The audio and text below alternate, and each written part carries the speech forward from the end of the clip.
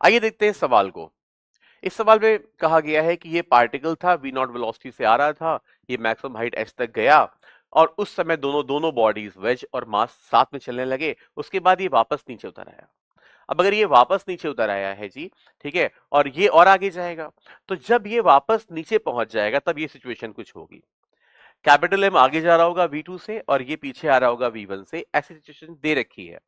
तो हमसे कुछ इक्वेशंस पूछी गई हैं। देखिए, अच्छा, तो देखिए हम ये कह सकते हैं पहली चीज कि in horizontal direction there is no external force and if there is no external force in horizontal direction, क्योंकि आप देख पा रहे हैं पूरा सिस्टम जो है वो सारी सर्फेसेस स्मूथ है, सारी ग्रेविटीज वर्टिकल है, यहाँ पे कोई भी हॉरिजॉन्टल एक्सटर्नल फोर्स नहीं है, तो ऐसे में जो हॉरिजॉन्टल मोमेंटम है वो कंजर्व्ड रहेगा।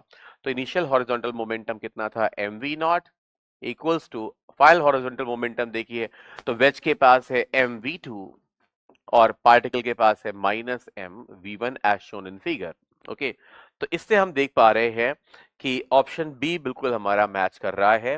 ठीक है, M V two minus small M V one equals to M V naught. Okay, एक बात और, ये जो पूरा प्रोसेस है इसमें देखिए पहले ये दोनों एक दूसरे को अप्रोच कर रहे हैं, बाद में दूसरे से सेपरेट हो रहे हैं और इस प्रोसेस में मैकेनिकल एनर्जी कंजर्व है।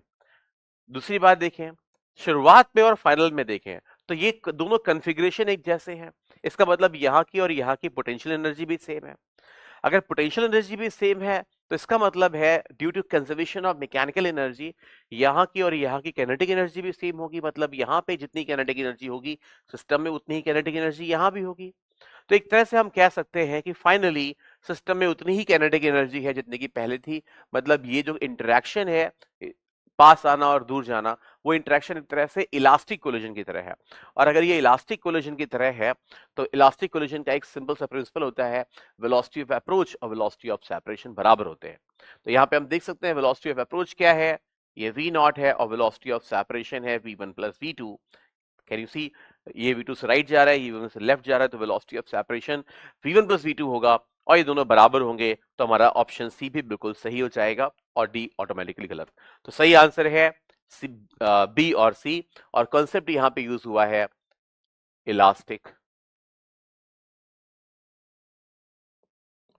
कोलिजन।